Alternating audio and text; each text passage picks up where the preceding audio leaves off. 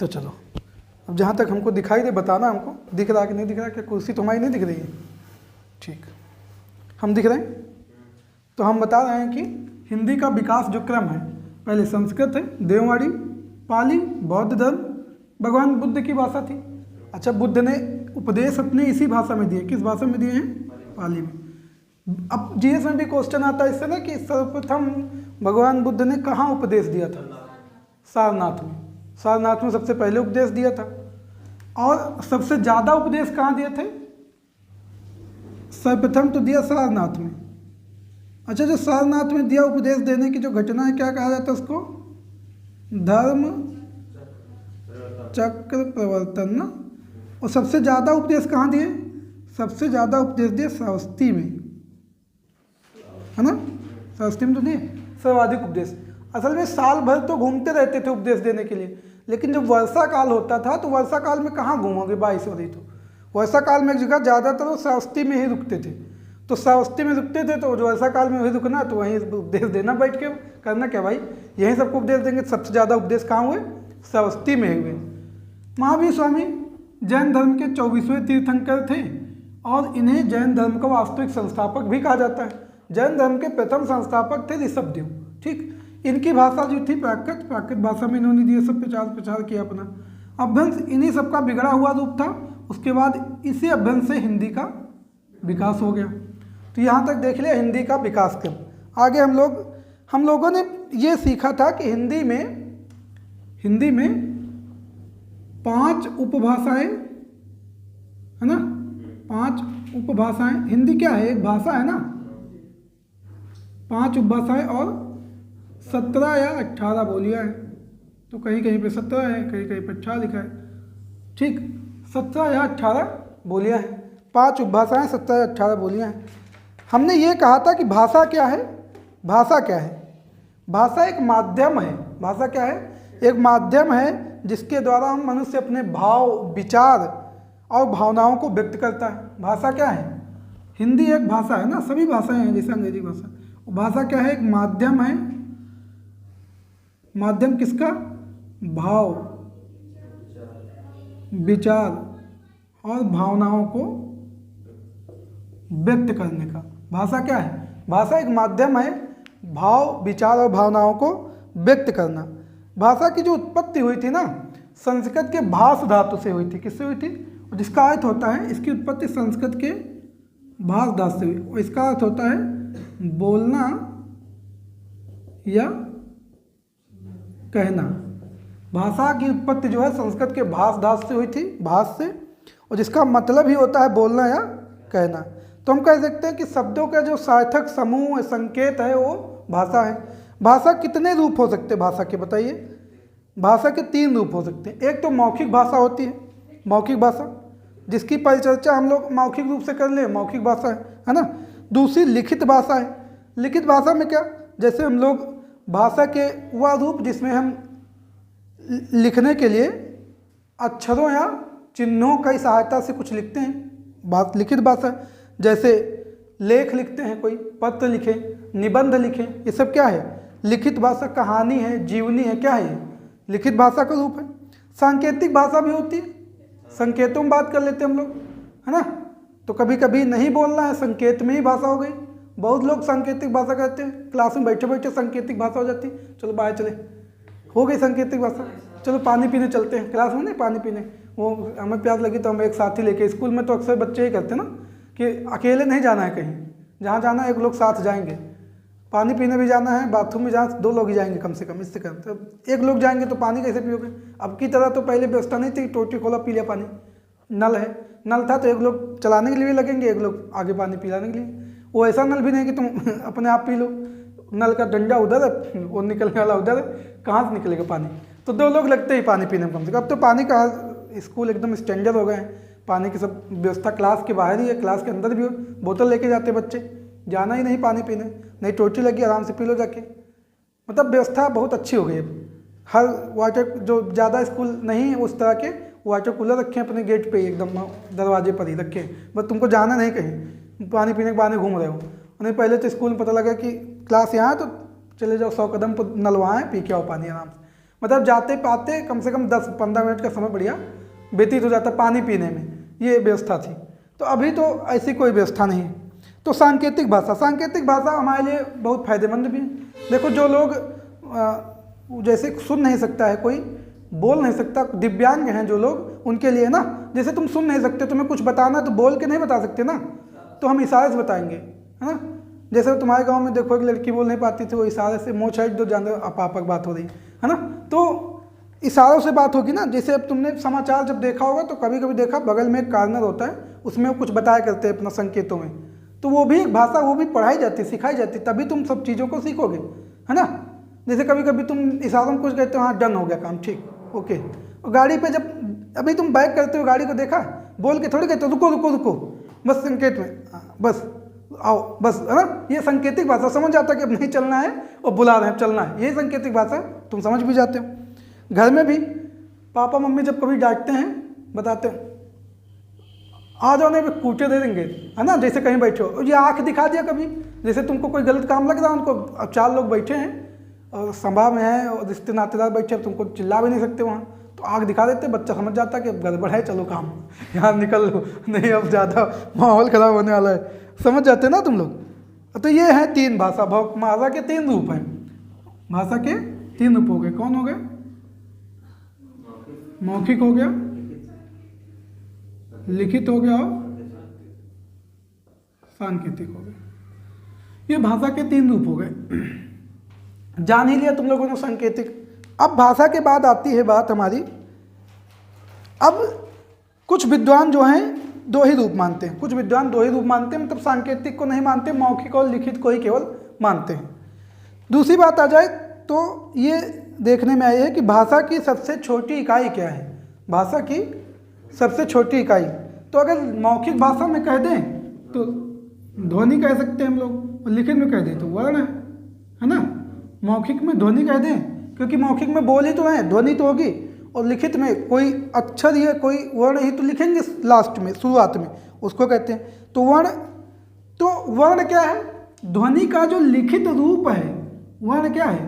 ध्वनि का जो लिखित रूप, कोई चिन्ह बनाओगे ना, जैसे हमने कहा आ, ये तो ध्वनि हो गई, लेकिन आ कहने के लिए आ का कोई चिन्ह भी है, ये जो चिन्ह है, जो ध्वनि का लिखित रूप वर्ण है, और जो वर्णों को व्यक्त करने के लिए जिन चिन्हों का प्रयोग करते हैं उन्हें लिपि कहते हैं।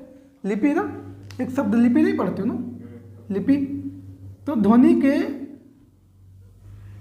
को लिखने के लिए जिन चिन्हों का प्रयोग करते हैं उन्हें कहते हैं लिपि। तो ध्वनि के लिपि चिन्हों को अक्षर कहते हैं या वर्ण कहते हैं। ध्वनि को अगर लिख दिया जाए किसी चिन्हों में, उसी क्या कहते हैं? अक्षर कहते हैं। इतनी बात समझ में आ गई। तो ध्वनि के बाद क्या बनेगा तुम्हारा? अक्षर। शब्द अक्षरों से तो बनते हैं शब्द, अक्षरों से 1 2 3 अक्षर जोड़ लो तो शब्द बन जाएंगे। उस शब्दों के जो सार्थक समूह होता है उसे क्या कहते हैं? मतलब अक्षरों का जो सार्थक समूह होता है उसे कहते हैं शब्द। अक्षरों का सार्थक समूह। देखो हमको अगर कोई सार्थक शब्द नहीं बनना है किसी अक्षर से, मान लो कमल, तो ये शब्द है, लेकिन ऐसा कोई शब्द बना दें जिसका मतलब ही कोई ना हो, होता ही ना हो, है ना। जैसे हमने कहा पानी के साथ वाणी कह दिया, जब पानी वानी ले आओ, तो वाणी का कोई वो वाणी नहीं मतलब है, वाणी वो अलग है। पानी के साथ जो वाणी आ रहा है इसका कोई मतलब नहीं, इस शब्द का निरर्थक है, इसका कोई मतलब नहीं, तो ये शब्द नहीं माना जाएगा। जो सार्थक अर्थ दे, मतलब जो सही अर्थ, मायने में सही अर्थ दे, वो है शब्द केवल, बस। शब्द के बाद हम वाक्य पे आ सकते हैं। वाक्य कई शब्दों को मिला दो, अगर अर्थ सही निकल रहा उसका, वाक्य है। वाक्य का एक क्रम होता है, ये नहीं कि तुम वाक्य कैसे बना लो। जैसे मैं स्कूल जाता हूँ, ये वाक्य। उल्टा सीधा कह देंगे चीज़ों को नहीं माना जाएगा वाक्य, ठीक है ना। तो 2 या 2 से अधिक शब्दों के सार्थक समूह जो निश्चित अर्थ प्रदान के वाक्य कहते हैं, ठीक। जैसे मोहन कल विद्यालय जाएगा, ये क्या है? वाक्य है। अच्छा, कुछ वाक्य बहुत बड़े भी हो सकते हैं, ठीक है ना, कुछ वाक्य बहुत बड़े भी हो सकते हैं। चलिए, इसके बाद हम लोग आ जाएंगे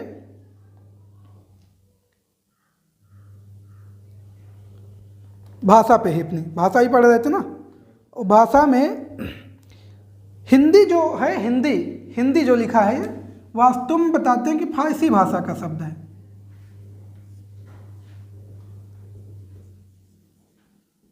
फारसी भाषा किसका शब्द है? मतलब हिंदी फारसी भाषा का शब्द है। हिंदी केवल, जैसे कह दिया जाए कि कोई शब्द कह दो, अलमारी पुर्तगाली भाषा का शब्द है, अलमारी जैसे पुर्तगाली, रिक्शा जापानी भाषा का शब्द है। तो ऐसे हिंदी जो है वो किस भाषा का शब्द है? फारसी भाषा नहीं हिंदी, हिंदी जो है केवल फारसी भाषा का शब्द है वो, ठीक है ना। ऐसा माना जाता है कि हिंदी शब्द जो है संस्कृत भाषा के सिंधु से उत्पन्न हुई है। संस्कृत भाषा के जो सिंधु नहीं नदी है, सिंधु से उत्पत्ति हुई है, और इसका प्रयोग पहले ईरान के निवासियों द्वारा किया गया था, ईरान के निवासियों द्वारा किया गया था। इसीलिए वो हिंदी सिंधु नहीं तो हिंद सा की जगह हा क्या ही उच्चारण करते थे, हिंदू हिंदू, तो हिंदी उसी से माना जाता है कि आ गया है। तो ईरानी भाषा का शब्द फारसी, ईरानियों ने सबसे पहले सिंधु का किया, तो सिंधु की जगह हिंदू कहते थे, है ना। तो उसी भाषा से आ गया। हिंदी की उत्पत्ति हमने बताया है कि किससे हुई? अपभ्रंश से हुई। और ये देखा जाए कि हिंदी की जो मूल उत्पत्ति हुई हिंदी भाषा की, वो सौरसैनी अपभ्रंश हुई। कौन से अपभ्रंश से? अपभ्रंश में कई प्रकार हो गए, सौरसैनी अपभ्रंश हुई। संस्कृत सबसे प्राचीन भाषा है और देववाणी है, आदि जननी है, देव भाषा है संस्कृत, कह सकते हैं। अपभ्रंश जब थे ना, अपभ्रंश में केवल 8 जो स्वर थे, केवल 8 थे। ये जो अपभ्रंश है, अभी तुम स्वर ज़्यादा पढ़ते हो ना, शुरुआत में अपभ्रंश में केवल 8 स्वर थे, 8 स्वर। अच्छा, कौन कौन से नहीं थे ये बता दें, कि कौन कौन से थे ये बता दें। तो देखो, आ था, बड़ा था, छोटी थी, बड़ी थी, कितने हो गए? 4 हो गए। ऊ था, बड़ा ऊ था, हो गए। और एक ए था और ओ था, ए था और ओ था। अब इसमें एक कौन तुमको मिलता है? आय मिल जाता, औ मिल जाता है ना, वो तो बाद की बात है, चलेगी। ये तो पहले कौन कितने थे? 8 ही स्वर थे, अपभ्रंश में 8 स्वर थे। बाद में अभी आदिकालीन हिंदी में 2 नए स्वर जोड़ दिए गए, इसको आय कर दिया गया, एक और जोड़ लिया गया, 2 मिला के औ हो गए, संयुक्त स्वर कहे जाते हैं। ये 2 स्वर विकसित हो गए, संयुक्त स्वर कहे जाते हैं। जैसे अपभ्रंश में व्यंजन में डा और ढा नहीं था, यहाँ पे तुमको पढ़ोगे तो डा और ढा नहीं था अपभ्रंश हिंदी में, ये नहीं थे 2 शब्द, डा और ढा नहीं थे अपभ्रंश में, डा और ढा नहीं थे, बाद में आ गए, आदिकाल में इनका विकास हुआ। तो हम लोग हिंदी का ही विकास पढ़ रहे हैं, हिंदी पढ़ेंगे। हिंदी राजभाषा के रूप में भी है, राजभाषा का हमने बताया था, राजकाज की भाषा होती है। संविधान के 8वें सूची में 22 भाषाओं का वर्णन किया गया, उसमें भी हिंदी है, हिंदी का, है ना। संविधान में एक अनुच्छेद है 351, उसमें ये कहा गया है,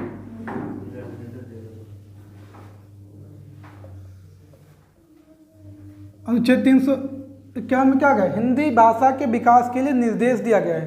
351 में क्या है? हिंदी भाषा के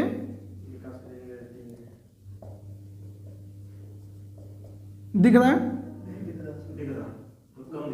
विकास के लिए निर्देश, छोटा है इसलिए दिख रहा है कि वो जा रही ऊपर जा रहा है। ये 51 तक दिखा, चलो ठीक। 351 में क्या है? हिंदी भाषा के विकास के लिए निर्देश दिया गया है कि हिंदी भाषा के विकास किया जाए। जैसे अब चलते हैं, राजभाषा के विषय में थोड़ा बहुत जान लिया था। संविधान का भाग 1 है, अनुच्छेद मतलब भाग 17, अनुच्छेद 343 से 351। संविधान में भाग है, इधर आ रही कुछ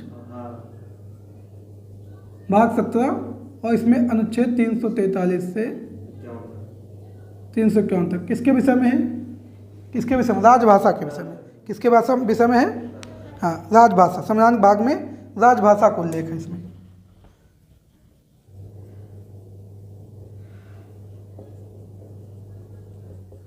ये सारी बातें जान ली थी तुमने उस दिन। संविधान के अनुच्छेद भाग 17, 343 से 351 किसका है? राजभाषा को उल्लेख। 8वें सूची में 22 भाषाओं का वर्णन है। ये कहा, एक बताया था कि हमारी हिंदी की लिपि कौन सी है? देवनागरी। तो देवनागरी में क्या केवल हिंदी ही लिखी जाती है? हिंदी के अलावा भी कुछ भाषाएं लिखी जाती हैं क्या देवनागरी में? हिंदी के अलावा भी लिखी जाती है। हिंदी लिखते हैं हम लोग, संस्कृत भी लिखते हैं देवनागरी में, है ना, पाली भी लिखते हैं, मराठी भी लिखते हैं, कोंकणी भी लिखते हैं, कश्मीरी भी लिखते हैं, भोजपुरी भी लिखते हैं, मगही, बोडो, डोंगरी, मैथिली, संथाली, राजस्थानी। लेकिन एक चीज़ और याद रखना, एक भाषा है नेपाली। नेपाली वो भी जो है, यहाँ लिख दे, यहाँ लिखें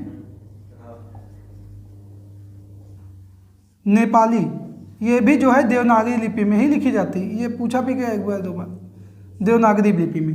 मान लो यहाँ जो होंगी तो वहाँ तो नेपाली लगेगा, तुमको दूसरे देश की भाषा क्यों लिखेंगे, तो ये भी देखते हैं भी कहाँ आती है। नेपाली भी कहाँ आती है, देवनागरी लिपि के अंतर्गत लिखी जाती है। अब चलिए आगे हम पढ़ लेते हैं, इसको साफ कर देते हैं। तो अब हम बताएंगे आज अपभ्रंश। तो हमने हिंदी में कितनी भाषाएं जानी, उपभाषाएं 5। हिंदी में कितनी उपभाषाएं हैं, 5। बोलियां 17 या 18। तो अब देखेंगे जो 5 उपभाषाएं हैं उनकी उत्पत्ति किस किस अपभ्रंश से हुई है। जो 5 उपभाषाएं हैं कौन कौन उपभ्रंश से हुई। तो हिंदी की 5 उपभाषाओं में पहली उपभाषा बताएंगे पश्चिमी हिंदी। कौन सी पहली उपभाषा है, पहली उपभाषा है पश्चिमी हिंदी। पहली उपभाषा कौन सी है, पश्चिमी हिंदी। और इसकी उत्पत्ति किससे हुई है, इसकी उत्पत्ति हुई है, लिख चुके हो शायद, अपभ्रंश से, सौसैनी अपभ्रंश से। इसकी उत्पत्ति किससे हुई, ज़्यादा छोटा तो नहीं हो गया लेकिन सौसैनी दिख रहा ना लिखा हुआ, बस ठीक, सौसैनी अपभ्रंश से हुई। पश्चिमी हिंदी की उत्पत्ति, पहली उपभाषा कौन सी है, हमने कहा हिंदी की 5 उपभाषाओं में। अच्छा पहले तुमको बता देते 5 उपभाषाएं कौन कौन सी, फिर बताते उत्पत्ति। 5 उपभाषाएं कौन, एक तो पश्चिमी हिंदी उपभाषा है, दूसरी है राजस्थानी हिंदी, तीसरी कौन सी है उपभाषा, मगधी, मगधी मगधी अपभ्रंश है, बिहारी हिंदी है। तीसरी भाषा कौन, उपभाषा कौन सी है, पहले 5 उपभाषाएं बता। ये तो जानते हो कि हिंदी भाषा की उत्पत्ति अपभ्रंश से हुई है। हिंदी में 5 उपभाषाएं, 5 उपभाषाओं में पहली है पश्चिमी हिंदी, राजस्थानी हिंदी, बिहारी हिंदी। बिहारी हिंदी के बाद कौन सी हिंदी, पूर्वी हिंदी, पूर्वी हिंदी के बाद पहाड़ी हिंदी, है ना।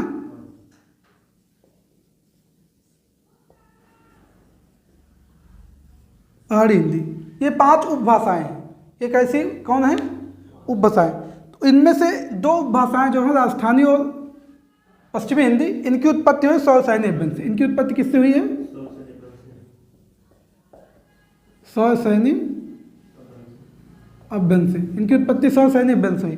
जो मगधी हिंदी है, सॉरी जो बिहारी हिंदी है, बिहारी हिंदी मगधी अपभ्रंश से, मगधी अपभ्रंश से। और जो पूर्वी हिंदी है, पूर्वी हिंदी, ये है अर्धमागधी,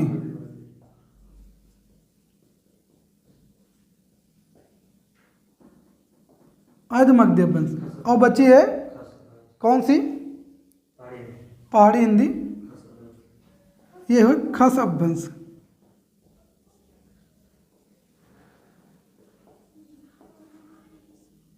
तो क्या जान लिया हमने, ये जान लिया कि हिंदी की जो 5 उपभाषाएं हैं, पहली पश्चिमी हिंदी है, दूसरी राजस्थानी हिंदी है, तीसरी बिहारी हिंदी, पूर्वी हिंदी और पहाड़ी हिंदी। इनमें से 2 की उत्पत्ति पश्चिमी हिंदी की और राजस्थानी हिंदी की उत्पत्ति हुई सौसैनी अपभ्रंश से हुई है। बिहारी हिंदी की उत्पत्ति मगधी अपभ्रंश से हुई है। पूर्वी हिंदी की उत्पत्ति अर्धमागधी से हुई है और पहाड़ी हिंदी की उत्पत्ति खस अपभ्रंश से हुई है। अब जो पश्चिमी हिंदी है, इसमें आती है 5 बोलियां। कौन सी आती है, 5 बोलियां। तो अब एक एक हम उपभाषा के देखेंगे, एक एक। सबसे पहले देखेंगे अब पश्चिमी हिंदी। पहली उपभाषा कौन सी है, पहली उपभाषा कौन हिंदी की, पश्चिमी हिंदी। इसकी उत्पत्ति किससे हुई है,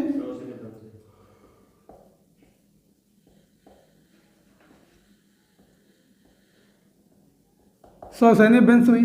उससे आगे उठाओ थोड़ा, वो रखिए उधर। सौसैनी अपभ्रंश हुई, इसकी उत्पत्ति किससे हुई है, सौसैनी अपभ्रंश हुई। इसके अंतर्गत कितनी बोलियां हमने कहा, 5 बोलियां हैं। देखो कोई मार्कर रखा है यहाँ पे कोई और, ये नहीं, इसके अलावा कोई रखा है।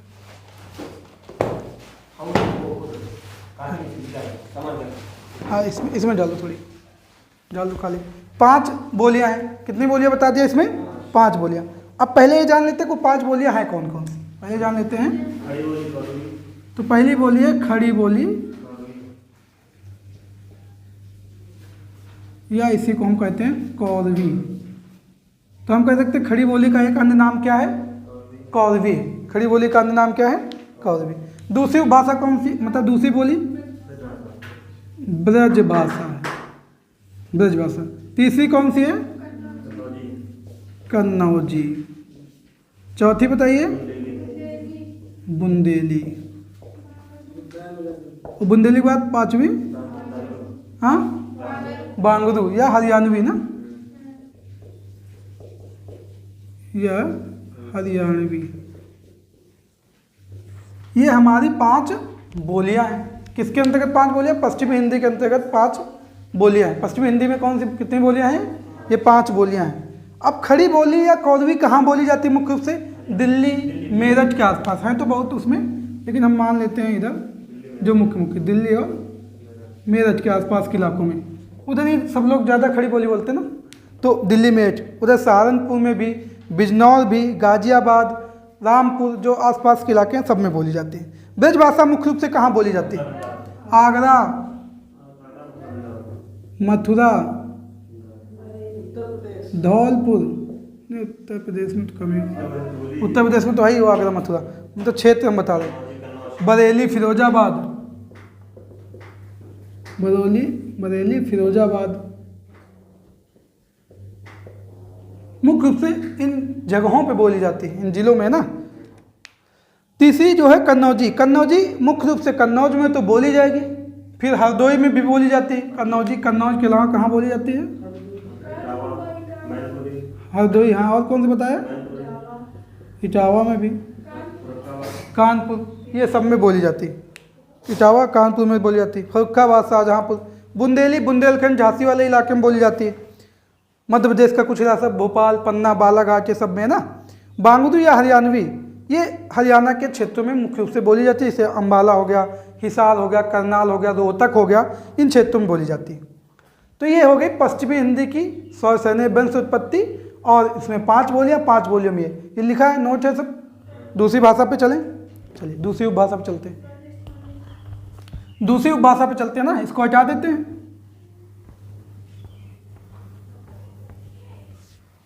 दूसरी जो भाषा कौन सी थी? दूसरी भाषा बोलिए।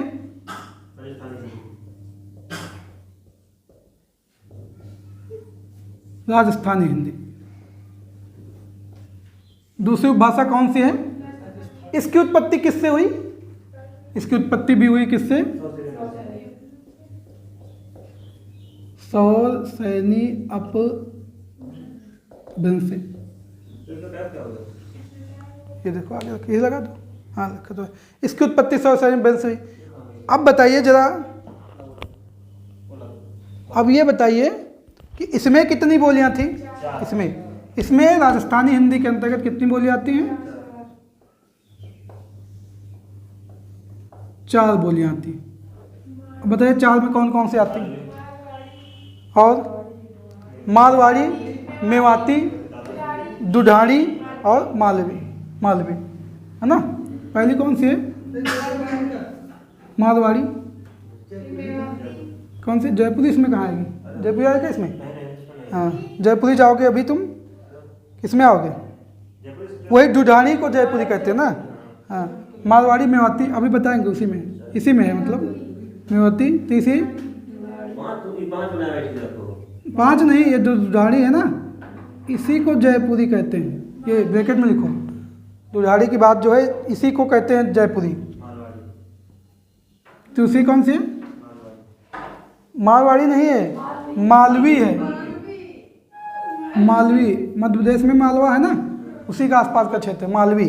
तो सौर सैनी राजस्थानी हिंदी में 4 बोलियां हैं, मारवाड़ी, मेवाती, दुधाड़ी। दुधाड़ी का मतलब है जयपुरी भाषा। कौन सी है ये? जयपुरी है ना। दुधाड़ी और मालवी, दुधाड़ी और मालवी, ज़्यादा सही भर दिया इसमें, निकल रही नीचे से। दुधाड़ी का जो है नहीं, ठीक सही खत्म हो गई। अच्छा चलो, थोड़ी बची हो जो भर दो, चलेगा काम। दुधाड़ी और या जयपुरी वही है, समझो मोहित। दुधाड़ी या जयपुरी एक ही है, उसको चाहे जैसे खड़ी बोली या कौरवी, बांगरू या हरियाणवी, तो वैसे दुधाड़ी या जयपुरी है ना। जैसे खड़ी बोली का अन्य नाम पूछा जाएगा प्रश्न में तो कौन सी बताओगे? कौरवी। जैसे पूछ ले जाए बांगरू कि अन्य नाम हरियाणवी दुधारी का, है ना। ये दुधारी, इनमें से कौन सी भाषा दुधारी है? जयपुरी और मालवी, इसमें दे जयपुरी वाली। चलिए आगे अब बताइए कि मारवाड़ी जो है ये कहाँ बोली जाती होगी? ये राजस्थान के क्षेत्रों में ही देखो मुख्य रूप से इसमें कौन सी भाषा है? राजस्थानी हिंदी। इसमें कौन सी भाषा पढ़ोगे मुख्य रूप से? राजस्थानी हिंदी। तो मतलब इनमें से अधिकतर भाषाएं कहाँ बोली जाती होंगी? राजस्थान में ही बोली जाती है। अब राजस्थान के अलग अलग क्षेत्रों में। तो हमको ये नहीं याद रखने की जरूरत है कि अब इसमें नहीं याद रखेंगे कि ये कहाँ बोली जाती है, इनके क्षेत्र नहीं जानेंगे हम लोग, ठीक। इनके क्षेत्र हम लोग नहीं पढ़ने वाले, बता देते हैं। जैसे जोधपुर, बीकानेर, जैसलमेर, नागौर आसपास के क्षेत्रों में बोली जाती है कौन सी? मारवाड़ी। दिल्ली, गुड़गांव के आसपास बोली जाती है मेवाती। इसमें लिख सकते हो दिल्ली, गुड़गांव, अलवर, भरतपुर, ये लिख सकते हैं हम लोग। दिल्ली, गुड़गांव, अलवर, भरतपुर, इनके आसपास क्षेत्रों में बोली जाती है। दुधारी जयपुरी बता दिया। तो जयपुर, अजमेर, किशनगढ़ मुख्य रूप से में बोले थे। जयपुर में मान लो। मालवी देख लो। मालवी जो है उज्जैन, ये कुछ क्षेत्रों में बोली जाती। कहाँ के? एमपी के क्षेत्रों में, उज्जैन और महाराष्ट्र में बताया था क्या? तो महाराष्ट्र क्या बोले? हाँ, उज्जैन, इंदौर, हाँ, अरे मध्य प्रदेश के नीमच, ये सभी क्षेत्रों में बोली जाती है राजस्थानी, मतलब मालवी हिंदी। तो ये हो गया दूसरी, राजस्थानी हिंदी हो गई। अब इसके बाद आएगी कौन सी हिंदी? तीसरी उपभाषा कौन सी है हिंदी की? बिहारी हिंदी। तीसरी उपभाषा कौन सी है? ये हटा दें, इसको लिखना नहीं है किसी को, लिखना चाहो नोट कर लो, 1 मिनट का समय है, नोट कर लो। इसके बाद हम लोग पढ़ने वाले हैं बिहारी हिंदी। उस दिन भी बिहारी हिंदी शायद पढ़ा था कि नहीं पढ़ा था? आज हम लोग समझाया था, ऐसे शायद लिखा नहीं था, है ना। वो आज लिख लेना जो बात ना लिखी हो। बिहारी हिंदी लिखी है, ठीक। आए दिमाग दी पूर्वी हिंदी, अच्छा ठीक। आज ये भी पूरा कर लेते हैं इसको।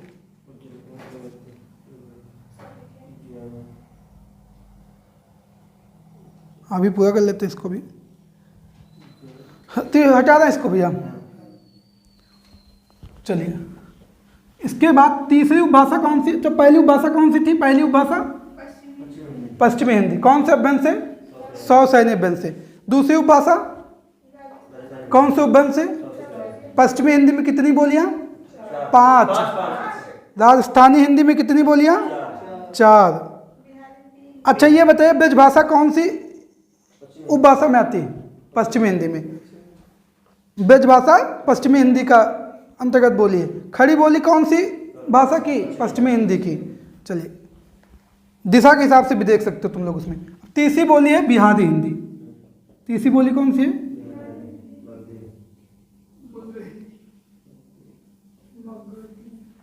इसकी उत्पत्ति किससे हुई?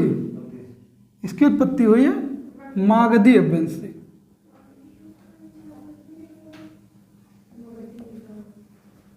मात्रा लगा लो। इसकी उत्पत्ति किससे हुई?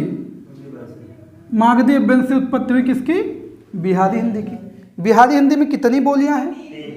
3 बोलियां। इसके अंतर्गत कितनी बोलियां हैं? 3 बोलियां। 3 बोलियां में कौन कौन सी?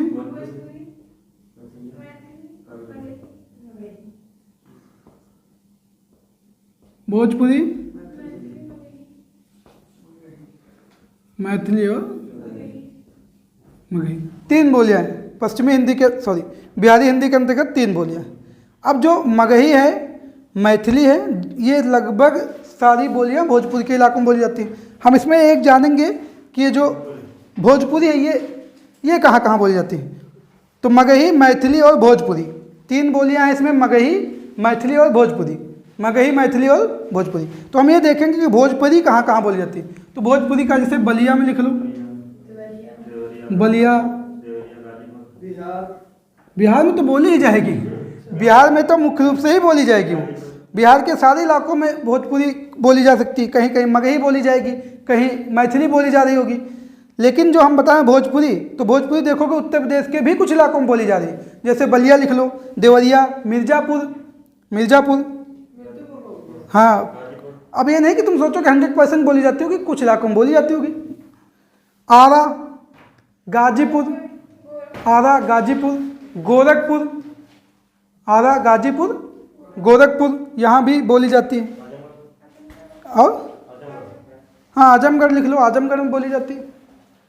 तो बलिया, देवरिया, गाजीपुर, गोरखपुर, आजमगढ़, मिर्ज़ापुर, इन सब क्षेत्रों में भोजपुरी बोली जाती है ना, भोजपुरी बोली जाती है। अब चौथी भाषा के, हिंदी भाषा के अंतर्गत चौथी उपभाषा के अंतर्गत चलेंगे हम लोग। चौथी उपभाषा हमारी कौन सी मिलेगी अब? पूर्वी हिंदी। ये लिख चुके हो, तुम इसको थोड़ा साफ कर दें। पूर्वी हिंदी के विषय में चलेंगे। कहाँ चलेंगे अब कि हम? पूर्वी हिंदी। चौथी उपभाषा है ना पूर्वी हिंदी। तो पहली उपभाषा कौन सी थी?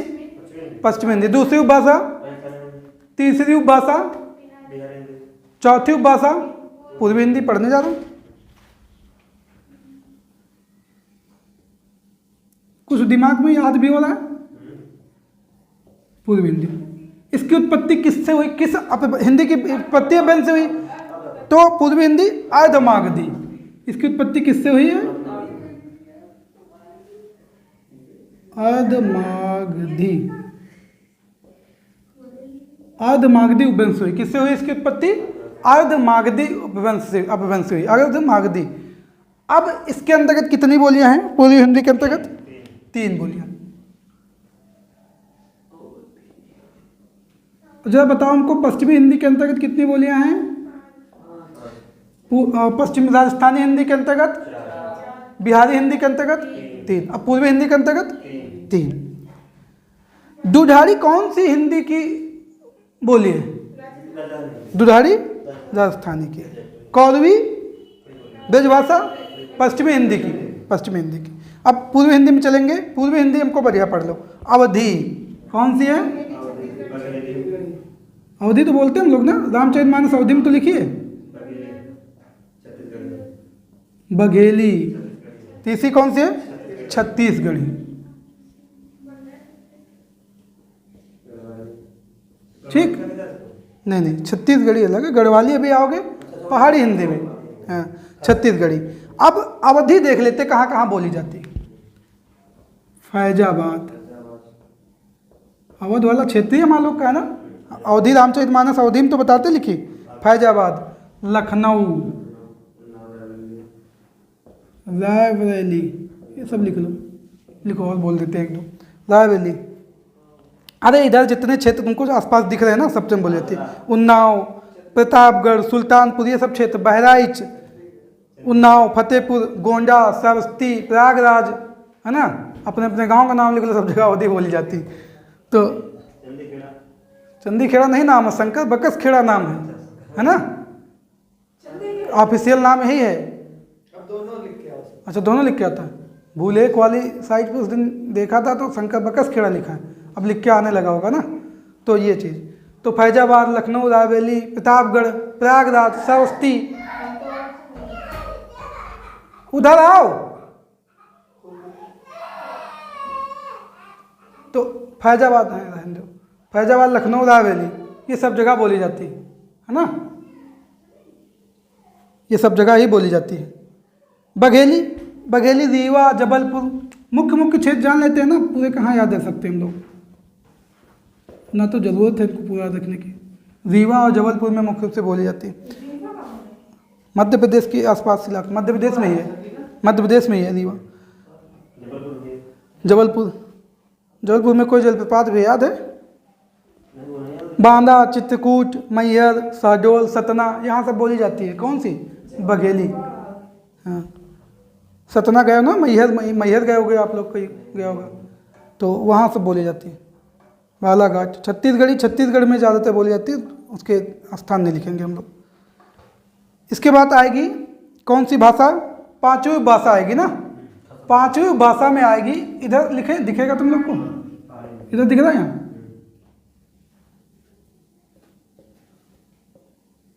पहाड़ी हिंदी। पांचवी भाषा में कौन सी आती है? पहाड़ी हिंदी। पहाड़ी हिंदी की उत्पत्ति किससे हुई? खस अपभ्रंश से हुई है। किससे हुई है पहाड़ी हिंदी की उत्पत्ति? और इसके अंतर्गत कितनी बोलियां आती हैं? इसके अंतर्गत 2 बोलियां आती हैं। 2 बोलियां। वो 2 बोलियां कौन कौन सी हैं? इसके अंतर्गत 2 बोलियां आती हैं। एक आती है गढ़वाली, एक और कुमायूनी, कुमायूनी है ना, एक आती है। क्या बताया था ये? गढ़वाली, कामायनी वो रविशंकर प्रसाद की बता रहा था, कुमायूनी, कुमायूनी, अच्छा कुमायूनी। एक भाषा कौन सी है? कुमायूनी है, एक है गढ़वाली। दो बोलियां इसके अंतर्गत आती हैं। तो ये सब बोली जाती है उत्तराखंड के जिलों में है। हाँ, कुमायूनी, कुमायूनी, कुमायूं इलाका है उत्तराखंड में, तुम पढ़ोगे कुमायूनी भाषा है उत्तराखंड में। ये दोनों बोलियां कहाँ बोली जाती हैं? उत्तराखंड में। पहाड़ी हिंदी ना, पहाड़ी हिंदी पहाड़ी वाले इलाकों में, उत्तराखंड के आसपास क्षेत्रों में बोली जाती हैं। जैसे कुमायूनी वहाँ नैनीताल, अल्मोड़ा और पिथौरागढ़ में बोली जाती है। और वहाँ जैसे गढ़वाली है, टिहरी है, पौड़ी है, उत्तरकाशी है, रुद्रप्रयाग है, देहरादून है, हरिद्वार है, यहाँ पे गढ़वाली बोली जाती है। वो देखा नहीं उनको, एक गायक हैं जो कौन से, जुबिन नौटियाल, उधर पहाड़ी तो हैं, उधर वो गाते नहीं, गाना सुना होगा ना, तो शायद पहाड़ी हिंदी है उनकी। तो उधर उत्तराखंड के साइड के है भी ना वो, तो गढ़वाली है ना। तो ये हो गई हिंदी की 5 उपभाषाएं। हिंदी कितनी भाषाएं हो गई? 5 उपभाषाएं। मन लगा के सही भरा तुमने बिहारी, इसमें मन लगा के। इसका कैप ये है, देखो नहीं मिल रहा था। तो ये हो गई, इतनी हो गई हिंदी ना। इसके बाद जो टॉपिक पढ़ने वाले हैं हम लोग, पढ़ेंगे उत्तर प्रदेश की बोलियां, लेकिन उसको आज नहीं पढ़ेंगे। थोड़ा बता देते हैं कि क्या क्या पढ़ना है उसमें, जिससे अगले दिन के लिए हमारा माइंड सेट रहे पढ़ने के लिए, कि हमको उसमें कौन कौन सी पढ़नी है। उत्तर प्रदेश की बोलियां पढ़ना है हम लोग को। तो उत्तर प्रदेश में तुमने अभी देखा है कि कौन कौन सी बोलियां बोली जाती होंगी। अभी बता देते कौन कौन सी बोली जाती हैं बोलियां। जैसे ब्रजभाषा बोली जाती है उत्तर प्रदेश में, अवधी, भोजपुरी बोलते हो, बोली जाती है, बताया कुछ इलाकों में बोली जाती है। खड़ी बोली बोली जाती है, बोली जाती है। बुंदेली बोली जाती है, कन्नौजी, ये बोली जाती है। तो उत्तर प्रदेश में बोली जाने वाली जो बोलियां हैं, मुख्य रूप से लगभग 6 बोलियां हैं। 6 बोलियों में कौन कौन सी हमने कहा? खड़ी बोली है, कौरवी है, ब्रजभाषा है, अवधी, भोजपुरी, बुंदेली और कन्नौजी, ये 6 बोलियां हैं। और इन्हीं बोलियों को हम लोग पढ़ना है हमको। इन बोलियों को हम लोग अगले दिन पढ़ेंगे, ठीक है ना। आज हमने हिंदी की उत्पत्ति, हिंदी की भाषाएं, हिंदी की बोलियां समझ लिया है, ठीक। अब इसी में आप लोग, हमने कहा था कि थोड़े थोड़े रोज शब्द वब्द लिखते चलेंगे। ये तो व्याकरण वाला पोर्शन चलता ही रहेगा, अब थोड़े शब्द। तो आज हम लोग क्या लिखने वाले हैं? पर्यायवाची उस दिन थोड़े पढ़े थे ना हम लोगों ने, पर्यायवाची। तो आज फिर पर्यायवाची थोड़े पढ़ लेते हैं। लिखवाया था ना उस दिन, और याद किया आप लोगों ने? चलो 2-4 याद हो गए ना, बहुत अच्छी बात है। बस 2-4 याद हो जाएंगे ना अगर एक दिन में, तो पूरा बेड़ा पार हो जाएगा। 2 भी याद हो गए ना तो महीने में 60 याद हो जाएंगे तुमको। 2 ही याद कर लिया, कोई ज़्यादा ना याद कर पाओ कोई दिक्कत नहीं, 2 याद कर लो। 2 हम याद करेंगे, 2 तुम याद करना, 4 हो जाएंगे ना। तुम जो याद करके आओगे हमको बताओगे, हम जो याद करके आएंगे तुमको बताएंगे। चलिए आज कौन सी पर्यायवाची पढ़ने वाले हम लोग देखते हैं। तो 1-2 याद हो गए, जरा बताओ बोला। बिंबा फल किसका पर्यायवाची था? बिंबा फल पढ़ा ही नहीं आप लोगों ने घर पे। अरुण का था, सूर्य का नहीं, अरुण का। अरुण का पर्यायवाची लिखवाया था, आप लोग पढ़े नहीं घर पे। धनंजय किसका पर्यायवाची था? धनंजय लिखा था, ब्रह्मा का कुछ दिन क्या बताया था? धनंजय। ये देखो इंद्र का बता। अग्नि का पर्यायवाची है धनंजय, धूमकेतु, दहन, अग्नि, हुतासन, वाहन, है ना। पावक, अनल, किसान किसके पर्यायवाची थे? आग के। चलो इनसे बहुत। तो बताइए सुरेश किसका पर्यायवाची है? इंद्र का है। बिजौजा किसका पर्यायवाची था? इंद्र का था। पुरंदर किसका था? किलों को तोड़ने वाला, इंद्र का था। शक्र किसका था? इंद्र का था। सचीपति किसका था? सची इनकी पत्नी, सचीपति इंद्र, सचीपति। मधवा किसका था? इंद्र का था। जिष्णु किसका था? विष्णु नहीं, जिष्णु ना, वो किसका था? इंद्र का था। तो आप लोगों ने बिल्कुल भी याद नहीं किया है, कोई बात नहीं। हाँ 2-3 बार पढ़ लिया करो, याद हो जाएगा धीरे धीरे। आज लिखिए अगला पर्यायवाची लिखिए। आज हम लोग लिखेंगे पर्यायवाची कामदेव का पहला। कौन लिखेंगे? कामदेव। लिखिए जरा कामदेव का पर्यायवाची लिखिए, फटाफट लिखिए। मनसिज, मनसिज, मनसिज। 5 ही लिखेंगे, परेशान न हो। 5 पर्यायवाची, 10 विलोम। मनसिज लिखो पहले। कामदेव के पर्यायवाची में पहला लिखना है तुमको मनसिज। दूसरा मनमथ, मनमथ। अनंग,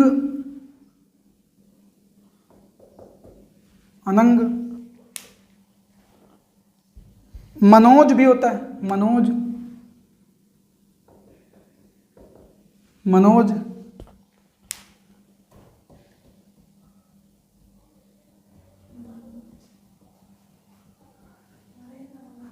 ये नहीं कि आज ही सब लिखवा देंगे हम, फिर एक दिन कामदेव के लिखवाएंगे अभी बचे हुए उसमें, जिससे तुम्हारा रिपीट होता है दिमाग में। मकर ध्वज, इसी का है। मकर ध्वज और मार, ये लिख लो इतने। मकर ध्वज और मार, मार भी होता, मार है ना, मार भी कामदेव का पर्यायवाची है। क्या हुआ? नहीं, वो मार पड़ती अलग है वो। तो मकर ध्वज और मार लिखा। अगले पर्यायवाची लिखना हमको कपड़ा का। किसका लिखना है? क्या बोल रहे हो? वस्त्र नहीं लिखना है, वस्त्र तो सबको पता है। वसन लिखो, वसन। जो पता है वो लिखने की क्या जरूरत है? वसन। चीर है ना, चीर भी होता है। पट भी लिख लो, पट, पट। पट के अलावा कुछ बताओ जो आकाश का भी होता हो और इसका भी होता हो।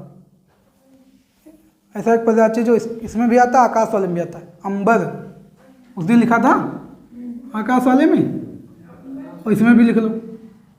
अंबर माने कपड़ा भी होता है, अंबर पर्यायवाची आकाश का भी होता है, और अंबर किसका? वस्त्र का भी होता है, कपड़े का भी होता है। कितनी सही भर्ती बिहारी, निकल के ही बाहर आ रही है।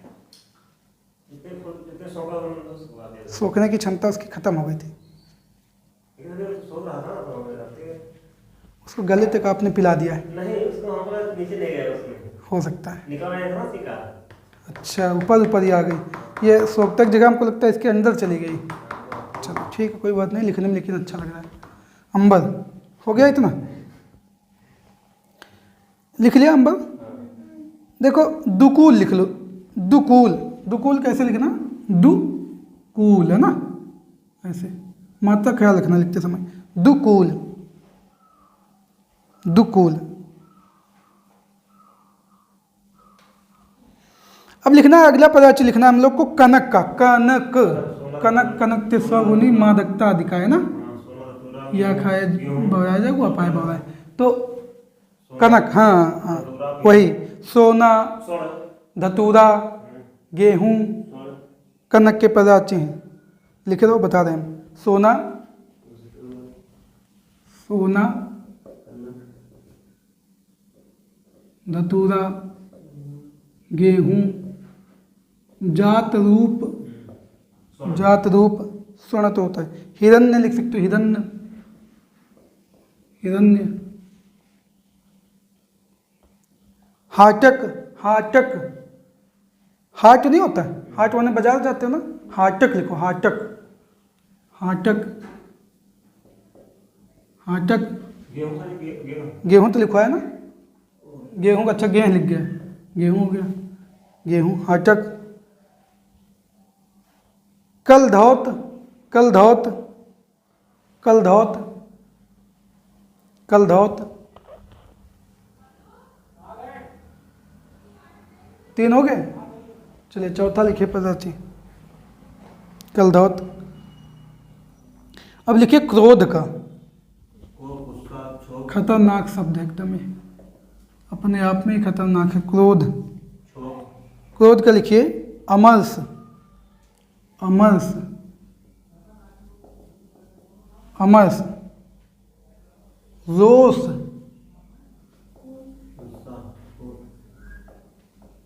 गुस्सा। कोप, कोप। तैस, कहे ना ज्यादा तैस में मत आओ, तैस ना दिखाना हमसे, है ना, तैस। गांव तो सब जानते हैं, सब इस्तेमाल किए जाते हैं ना। तैस, रिस के ना रिसागे, नहीं सुना है क्या? रिसान भाई छो ऐसे कौन हम जो बोला लो खाना खाइए ना, खाना ना खाइए, रिसागे हैं तो रिस है ना। ये गाँव अभी ज़्यादा गाँव में चले जाओगे तो अभी अब थोड़ा हम लोग सब लोग जान गए तो शब्दों का इस्तेमाल नहीं करते ज़्यादा, नहीं अभी कहें रिसान भाई छो ऐसे कौन है तो रिसा रिस। तो ये याद रखना, इसमें अमायस, रोष, गुस्सा, तैस, रिस है ना। तो ये चीज़। अब लिखिए आगे, कल्प वृक्ष का लिखिए, कल्प वृक्ष का।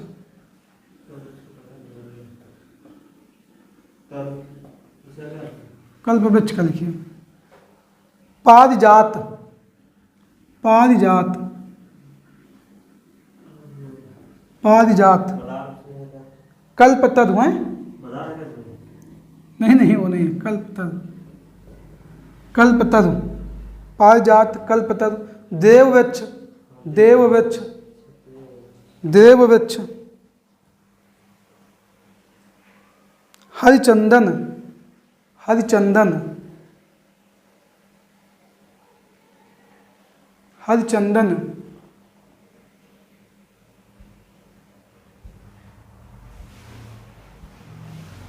मंदार, मंदार, मंदार।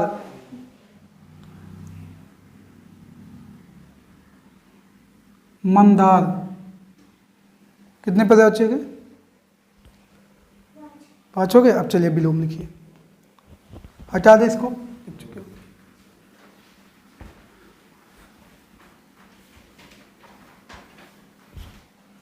विलोम का पन्ना खोले। इकट्ठे देखो, पढ़ने से अच्छा है कि थोड़ा थोड़ा रोज पढ़ें। इकट्ठे हमको याद करने में बड़ी दिक्कत होती है कि तुम एक दिन में सारे पर्यायवाची सारे विलोम याद करने से अच्छा है कि थोड़े थोड़े पढ़ते रहो। इनको ज़्यादा बोझ भी नहीं होगा और याद भी होते रहेंगे, क्योंकि इकट्ठे बोझ लेने से अच्छा कि थोड़ा थोड़ा पढ़ लो।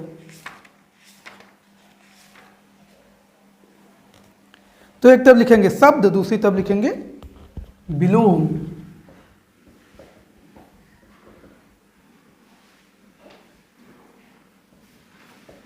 एक तरफ शब्द, एक तरफ विलोम। चलिए लिखिए शब्द विलोम में। अज्ञ का लिखिए, अज्ञ। हाँ, विज्ञ। अज्ञ का विलोम विज्ञ। और अज्ञ का विलोम विज्ञ या अभिज्ञ भी होता है ना, विज्ञ या अभिज्ञ। ठीक, अज्ञ का विलोम विज्ञ भी होता है, अज्ञ का विलोम अभिज्ञ भी होता है, लिख सकते हैं। और अभिज्ञ का विलोम हम कह सकते हैं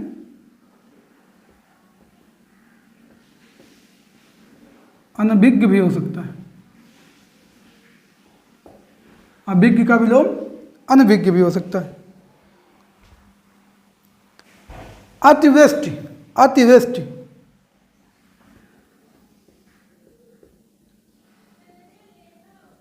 अतिवृष्टि, अतिवृष्टि का क्या होता है बताइए? अनावृष्टि। क्या होता है? अनावृष्टि।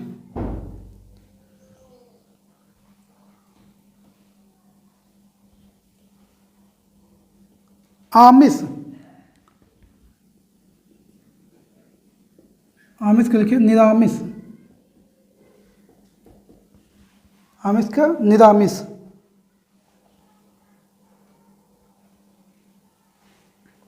अवनिका बताइए, अवनिका। अवन माने क्या होता है? धरती ना। अवन माने तो अवन का अंबर होता है। पन्ना मत पलटो, लिखते रहो। अधम का, अधम का उत्तम। पहले भी पढ़ा होगा आप लोगों ने। अधम का उत्तम। आवाहन का क्या होता है? आवाहन, आवाहन। विसर्जन। क्या होता है आवाहन का? विसर्जन। आगमन का क्या होगा? गए हो रेलवे स्टेशन पे, गए हो कहीं? सब हवाई जहाज वाले एक जगह लिखा होता आगमन, एक तरफ लगा होता प्रस्थान। गेट दो बने होते गेट ना, एक आगमन वाला, एक प्रस्थान वाला, तो आना है फिर जाना भी प्रस्थान है ना। आगमन क्या है इसका? प्रस्थान। प्रस्थान। आगमन का क्या है दूसरा? प्रस्थान।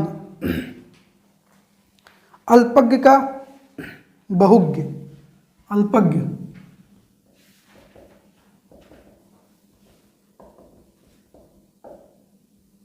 अल्पज्ञ क्या होगा? बहुज्ञ। अल्पज्ञ का क्या विलोम होगा? बहुज्ञ होगा। अल्पज्ञ का बहुज्ञ।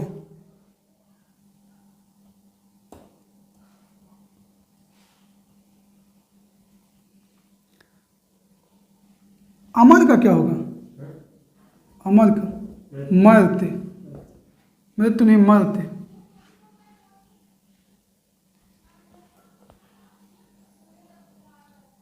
संधि का विग्रह।